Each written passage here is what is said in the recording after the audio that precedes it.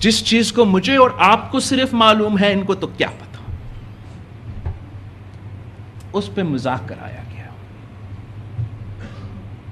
اس پہ طنز کیا گیا.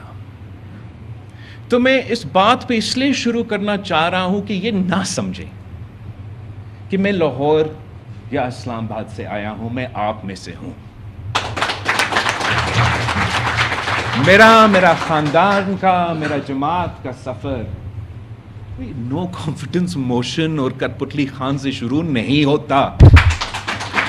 اگر آپ کا یادداشت اور آپ کا جمہوری جدوجہد 2021 یا 2 یا جب بھی وعدم اعتماد آئے، اگر وہاں سے شروع ہوتا ہے، میرا معذرت،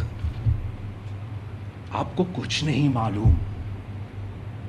ہم یہ خونی جدوجہد جو آگ اور خون کے دریا سے طے کے 3 نسلوں سے کرتے آ رہے ہیں، یہ کوئی بندوق کا انقلاب نہیں رہا. کوئی چیز ایک دن میں نہیں ہوا، ایک سال میں نہیں ہوا.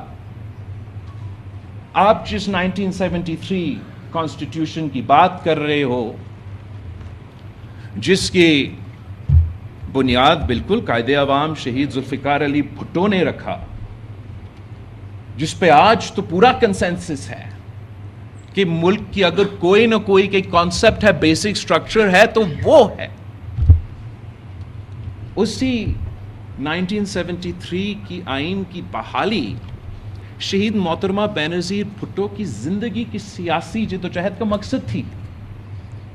وہ جدوجہد وہ 30 سال لڑتی رہی، 2 دفعہ ملک کی وزیر اعظم بنی. وہ خواب پورا نہیں کر سکی.